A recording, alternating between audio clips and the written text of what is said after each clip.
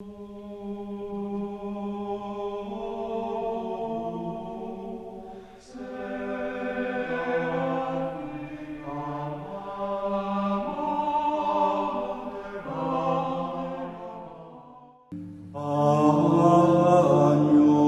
Dei, qui tollis peccatum.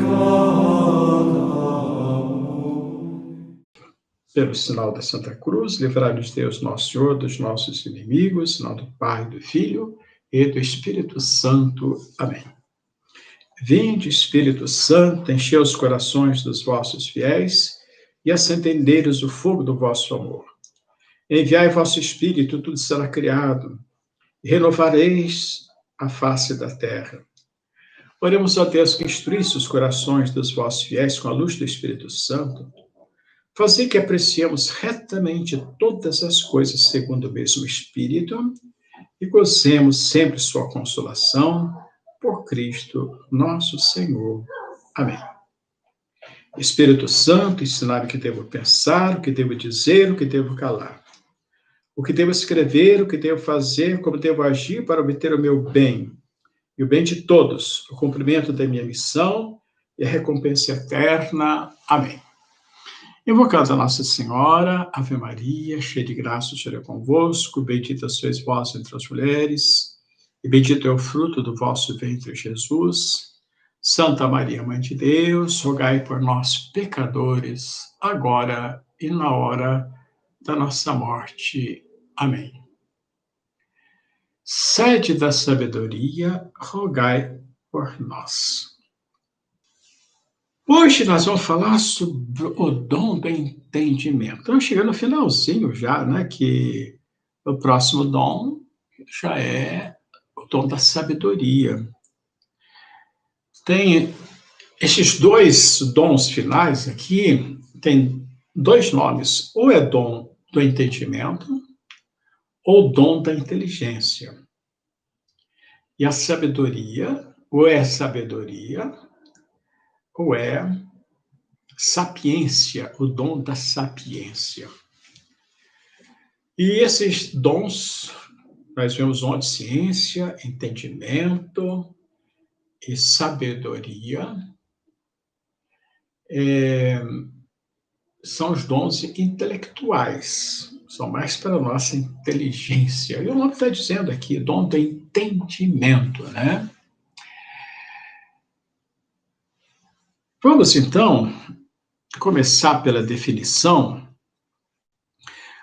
Ou então, vamos, antes da definição, dizer o seguinte: o dom da ciência é o dom que tem por objeto as coisas criadas. E nós, então, fazemos a referência das coisas criadas com Deus. Deus que é o Criador e Deus que deixou as suas perfeições espargidas de uma forma relativa, evidentemente, na obra da criação. Agora, o dom do entendimento é muito mais amplo, porque tem por objeto não só as obras criadas, mas as verdades reveladas por Deus. E agora que vem, então, a definição. Posso definir um dom que, sob a ação iluminadora do Espírito Santo, nos dá uma intuição penetrante das verdades reveladas, sem, contudo, nos descobrir o seu mistério. Então, vamos explicar bem isso? Aqui diz que nos dá uma intuição das verdades reveladas, mas sem, contudo, descobrir o seu mistério. Que sentido a gente pode entender isso? Existem dois verbos que parece que são sinônimos, mas há uma diferença essencial, né? Que é o verbo entender e o verbo compreender. Aqui nós estamos tratando do dom do entendimento e não da compreensão. Por que essa explicação? Porque a palavra compreender ela é muito mais abrangente do que entender. Luísa Cristina Jardim Menezes, como está aí, né? Seja bem-vindo. O que é entender? Entender vem do latim intus legere. Intus é dentro, é ler dentro, é entender a coisa por dentro. Porque o dom da ciência é por fora. A gente olha as obras criadas e, através delas, a gente louva a Deus. Né? Agora, o que é compreender? Compreender, nós podemos definir como esgotar toda a cognoscibilidade de um objeto. Eu compreendo tudo. Algumas coisas eu entendo, mas eu não compreendo perfeitamente. Vamos explicar melhor isso. Deus é um ser infinito. Jamais ele poderá ser compreendido por uma pessoa finita. Por que é compreender? É abranger. Abranger. Por exemplo, eu digo assim, a região sudeste, onde está São Paulo, Rio de Janeiro, e Espírito Santo e Minas Gerais, a região nordeste compreende 4 estados. Ela compreende. Deus é incompreensível. Não dá para a gente compreender a Deus. Porque Deus é um ser infinito e nós somos seres finitos. O infinito não pode caber dentro do finito. Eu vou dizer que nem Nossa Senhora no céu compreende a Deus, esgotando toda a sua cognoscibilidade. Só entende a Deus em tudo, em toda a compreensão, toda a extensão da palavra de compreensão, as próprias pessoas divinas que se compreendem. Nossa Senhora, apesar de ser a criatura mais privilegiada, ela é finita. Nossa Senhora é criatura. E assim são os anjos. Então, eles têm um conhecimento muito maior de Deus do que nós, mas ele não pode compreender perfeitamente. Seria colocar o infinito dentro do finito.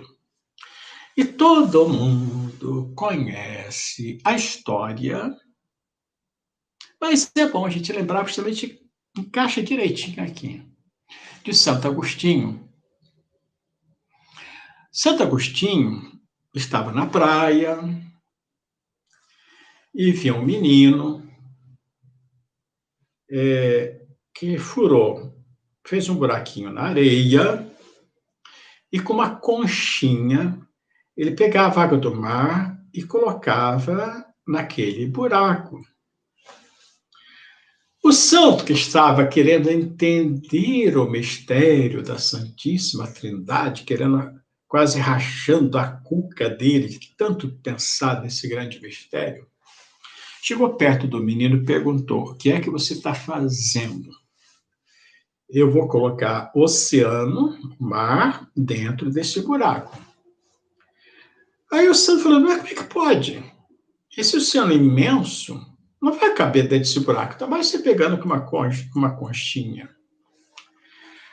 Ali não era um menino, ali era um anjo, que falou para ele: olha, seria muito mais fácil eu colocar o mar todo dentro desse buraco do que você entender o mistério da Santíssima Trindade, que é impossível. Assim, as verdades de fé, que nós não podemos compreender, mas nós podemos entender. Entender o quê? Entender a coerência que existe entre elas, a lógica que existe, né, na nossa fé, com relação às verdades. Nós vemos que não há contradição e nós vamos entender o sentido mais profundo, porque o dom do entendimento difere da sabedoria dos estudiosos que fazem um esforço muito grande para estudar teologia, as verdades da fé. Então é custoso para eles, passam anos numa universidade para estudar, enquanto que o dom da inteligência é uma intuição, né? Essa palavra intuição, essa palavra intus, legere, é entender por dentro. Diz que na psicologia do homem e da mulher existe essa diferença. Dizem, né, que o homem raciocina mais e a mulher intui mais. A intuição é muito mais rápida. Ela não precisa nem raciocinar. Ela já vai na coisa, né, uma coisa natural isso. Mas a mulher é mais intuitiva e o homem é mais racional. Não sei se isso vale para todo mundo, mas é o que a psicologia ensina. Então, essa intuição que nosso Senhor dá é que é o dom do Espírito Santo e que faz com que nós penetremos mais nos mistérios que nós cremos. Mas nós estamos dizendo, isso é um dom. E, geralmente, Deus dá esse dom para as almas mais contemplativas, para as pessoas que meditam, porque é na oração, é naquela leitura meditada da Sagrada Escritura, que nós chamamos de Lectio Divina, ou leitura orante. É ali que Deus fala mais e descobre os seus mistérios. Já vou citando aqui, para vocês entenderem,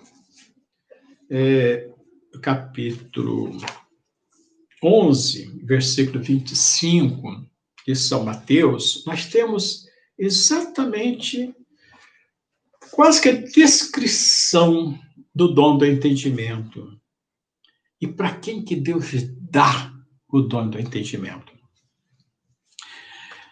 Então Jesus, é São Mateus capítulo 11, versículo 25. Então Jesus, falando novamente, disse: graças te dou, ó Pai, Senhor do céu e da terra, que escondeste essas coisas aos sábios e aos prudentes, e as revelastes aos pequeninos.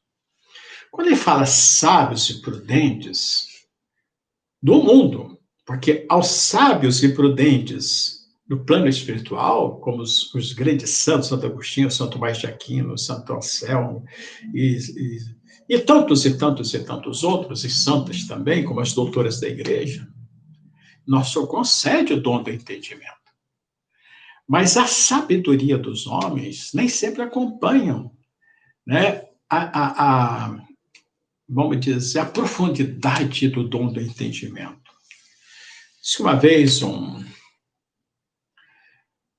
frade chegou para São Boaventura e falou assim: vocês são benditos, são felizes, porque você estudou bastante e vocês têm o dom do entendimento das coisas sagradas.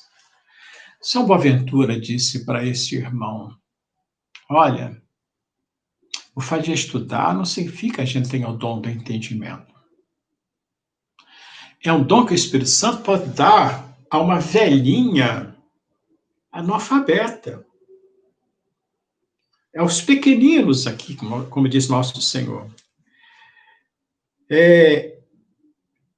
Todas as coisas foram, diz aqui, porque escondeste as coisas aos sábios e aos prudentes, as revelastes aos pequeninos.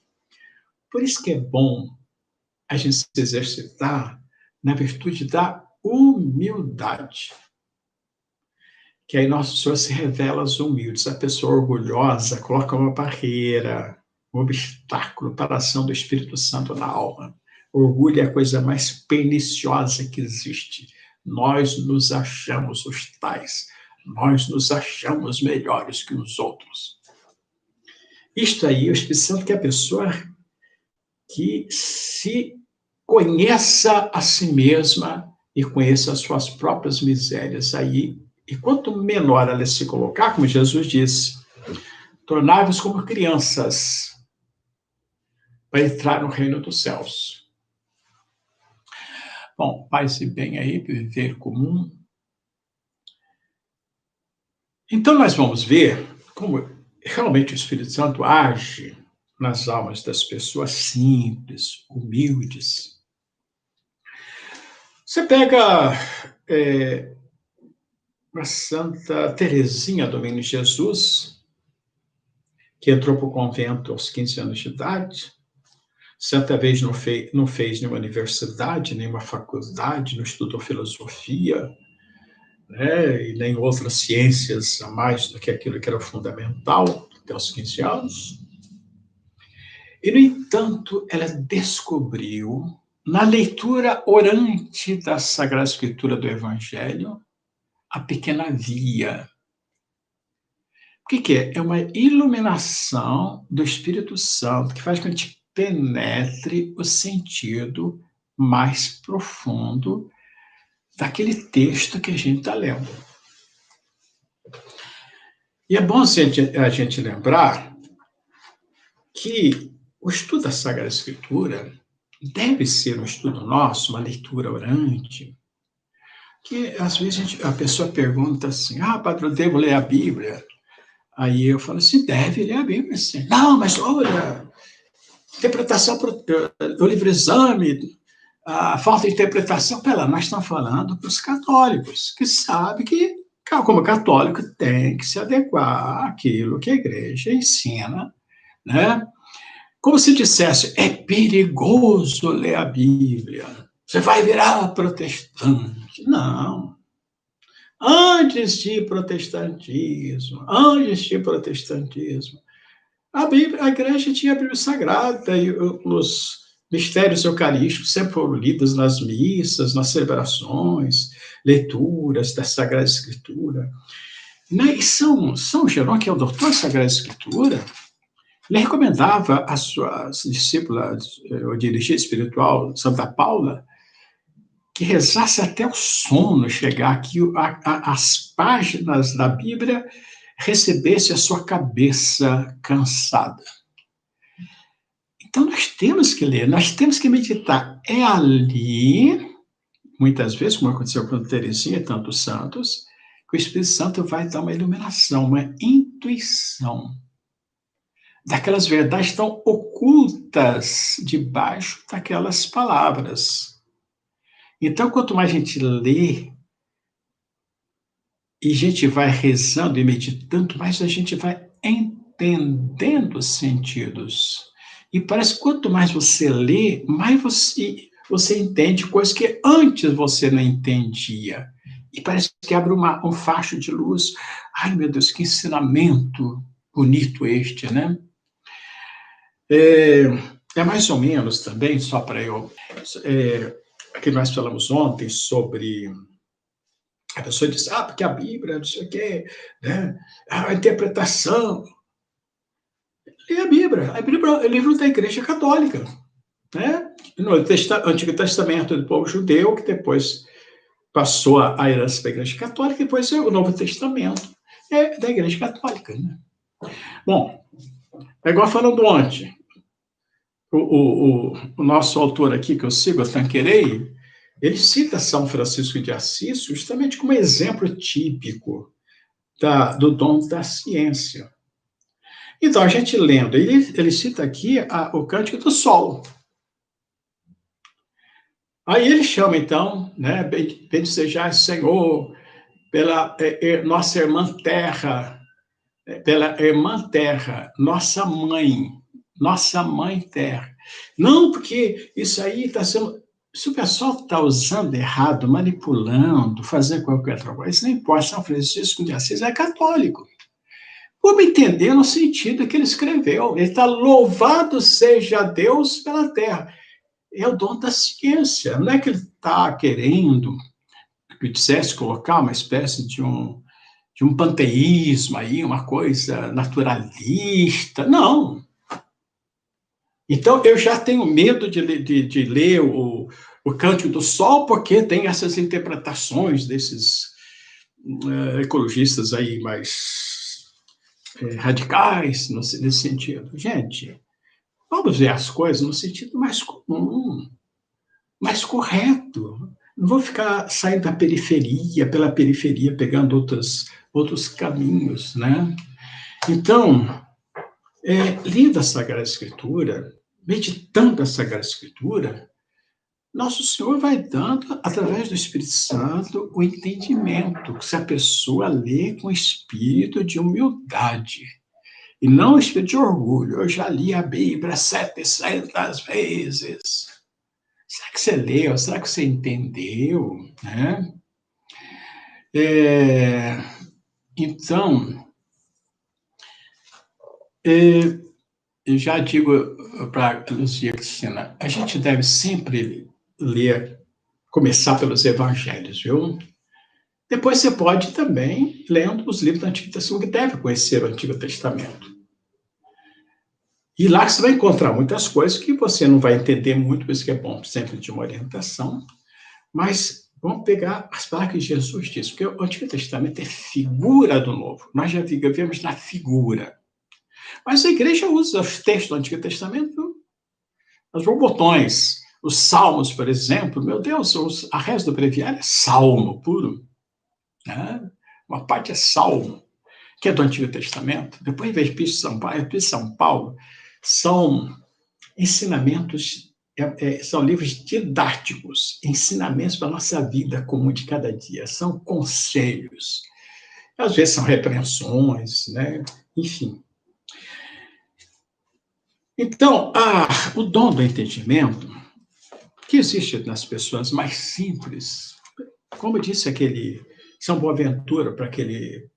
Uma velhinha analfabeta, às vezes, tem mais entendimento do que os estudiosos,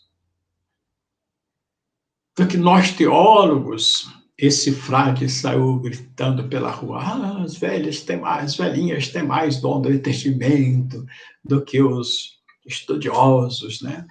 Assim, fica isso. Né? Tem que conjugar as duas coisas, estudar e pedir ao Espírito Santo o dom do entendimento. Mas como exemplo aqui também, né,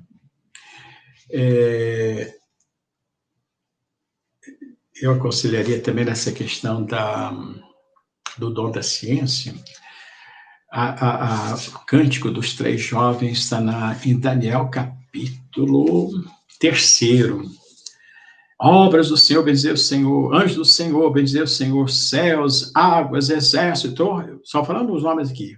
Porque cada um ele fala, bendizer o Senhor. Sol e lua, estrelas do céu, chuvas e orvalhos, Espírito de Deus, fogo e calores, frios e calor, orvalhos e geadas, gelos e frios, gelos e neves, noites e dias, luz e trevas, relâmpagos e nuvens. E a terra, né? A terra, montes e outeiros, plantas, fontes, mares, monstros, aves do céu, animais. Louvai o Senhor, bendizei o Senhor. Olha aí que coisa linda, meu Deus do céu. E esta oração a igreja coloca olhando a natureza, para louvar a Deus. Por quê? Porque nós, o homem, é o sacerdote da natureza. O sol não me diz o Senhor, nem os pássaros. Eles são irracionais. Alguns são matéria. O homem é que dá voz à natureza para louvar a Deus. Eu bendigo, eu convido a natureza inteira, através da minha boca, vamos louvar a Deus. Mas voltando para o dom do entendimento, exemplo que eu querendo dar também de uma pessoa simples, humilde, talvez analfabeta, eu não sei, mas talvez fosse, mas que tinha o dom do entendimento. Então ele diz aqui, olha, descobre o dom do entendimento, descobre a substância oculta sobre os acidentes, por exemplo, Jesus sobre as espécies eucarísticas. É o que fazia dizer ao camponês de quem fala o Curadás, eu o vejo e ele me vê. Ou seja, a história vocês conhecem, de um homem que todo dia entrava na igreja para rezar e ficava lá, sentado. Sei lá, né, uma meia hora, uma hora, não sei aqui. Quanto tempo? Vai ficar bastante tempo. Tanto é que chamou a atenção do Curadás. E o santo falou um dia para ele, vem cá, eu queria saber o que você reza durante o tempo todo que você fica na igreja. Ele falou assim, eu não rezo, eu não falo, eu só olho. Eu olho para ele, e ele olha para mim. Olha que coisa mais linda do mundo, isso é contemplação. É o dom do entendimento. Ele olhava a Santíssima Eucaristia, mesmo escondido no sacrário, não como estivesse vendo um pão. Intus legere é ler dentro. Pelo dom do entendimento, a gente atravessa as aparências do pão e do vinho e a gente enxerga Jesus ali dentro. Quando estou olhando para a hóstia, eu não estou olhando para o pedaço de pão. O dom do entendimento, eu estou vendo Jesus. Estou vendo Jesus. Aliás, São Paulo explica muito bem. Deixa eu ver se está aqui. No iPad, que eu coloquei no iPad aqui, não sei se está aqui. É São Paulo. A gente atribui a São Paulo, São Paulo Hebreus, mais uma discussão. Eu prefiro falar assim, porque é tradição, mas dizem os estudiosos da Bíblia que talvez não fosse o próprio São Paulo, fosse até discípulos dele, outros mais, não importa. É o Espírito Santo que é o autor principal. O que é a fé? A fé é a certeza daquilo que ainda se espera. Eu tenho certeza. Não é que eu acho que eu vou para o céu, que tem céu, eu acho que tem inferno, eu acho que Jesus está na nossa consagrar. Eu acho que está. Eu não acho que está. Eu tenho certeza que está. Eu tenho certeza que isso é a vida eterna. Mas meu filho, não tem esse negócio se, não. É a certeza daquilo que ainda se espera e a demonstração de realidades que ainda não se veem. É a demonstração da realidade. A fé me dá uma demonstração de que aquilo realmente é verdade, uma realidade.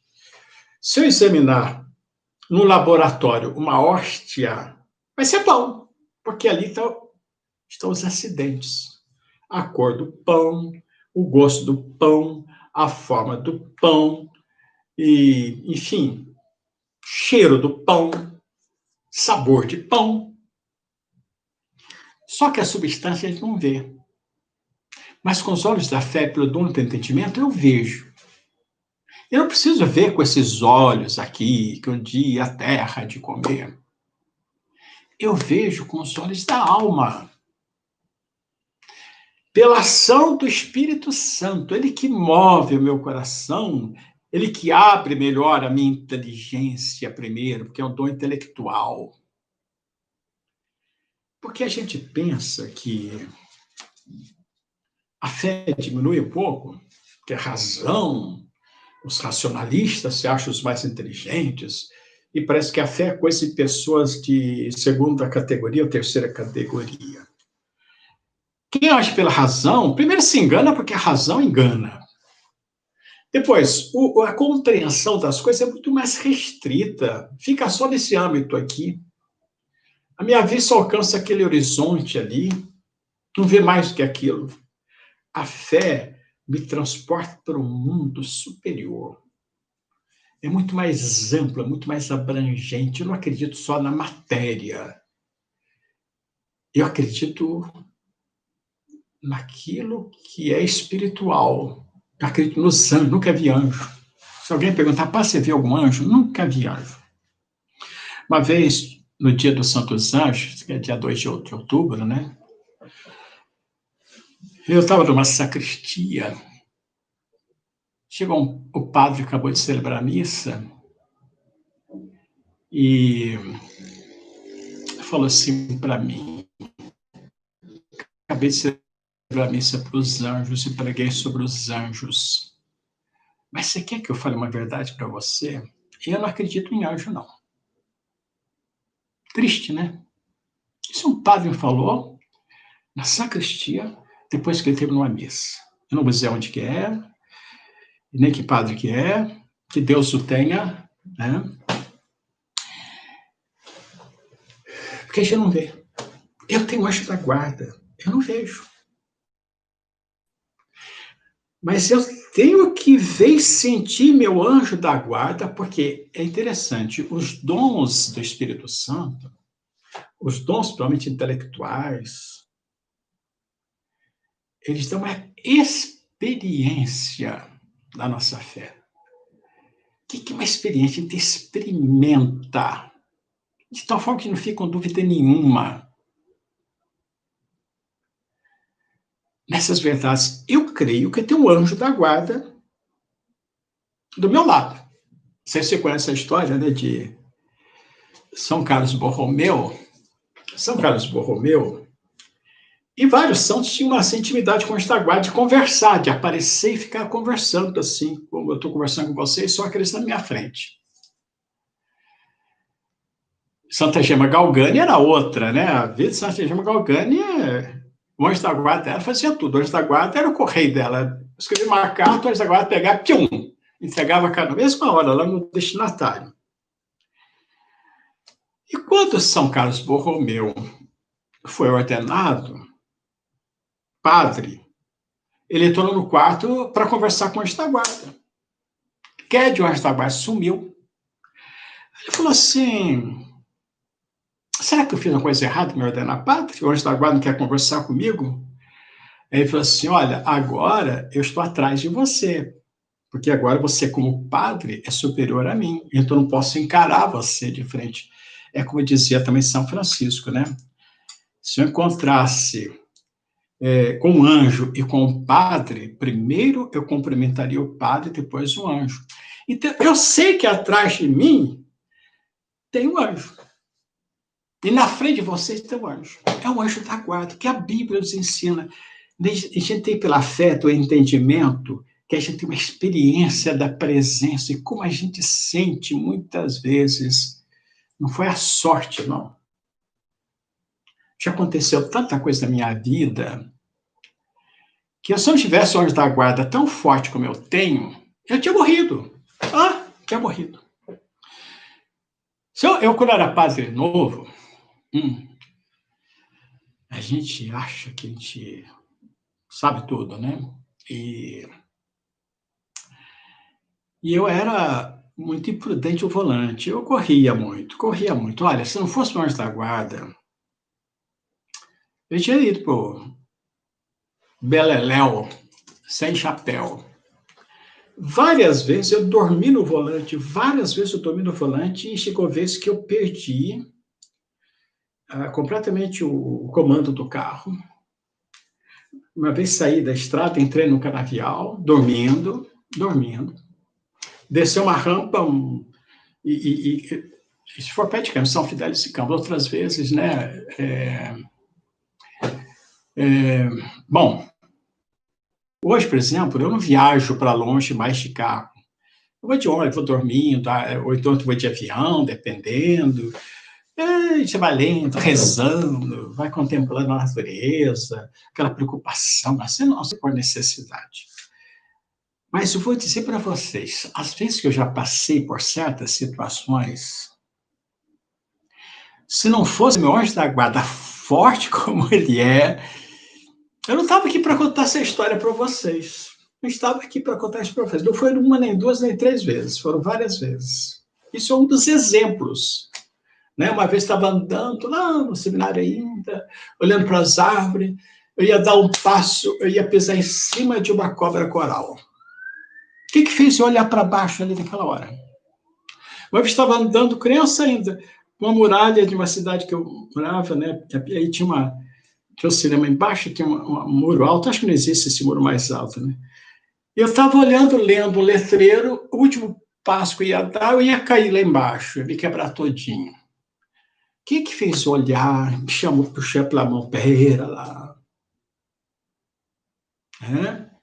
Olha, eu tinha muita história para contar, mas aqui não estou para contar minha história, não. Estou dizendo assim, a gente sente, a gente percebe a presença do anjo da guarda aí para cuidar da gente. Né? Uma vez quase me afoguei também. Essa história foi o anjo da guarda que me ajudou também, né? Problema sério. Só que eu não vou contar aqui, porque já passamos da hora, né? Então, vamos pedir a nosso do entendimento. Aqui tem outros exemplos que ele dá, né? Como, por exemplo, entender o sentido figurado das palavras. Por exemplo, o batismo, São Paulo, com o dom de entendimento. O batismo, o que é? A pessoa mergulha na água, significa o quê? A morte. Ele levanta da água batizado a ressurreição. Então, a gente entra no sentido da simbologia. Nosso Senhor, quando explica o Evangelho, das profecias do Antigo Testamento, para os discípulos de Emaús, eles conheciam, mas não tinham entendido. Nosso Senhor explica. E eles entram no mistério. Aí passam, que bom a gente, né? Que bom que a gente agora entendeu. Como a gente entendeu quando ele ia falando. Né? Bom, gente, já passou da hora. E uma coisa que a gente tem que pensar é que essas coisas todas que a gente ouve, que a gente aprende, eu estou aprendendo com vocês, relembrando muitas coisas com vocês aqui, não é para a gente conhecer, não. É para a gente viver essas coisas, é para a gente fazer estas coisas.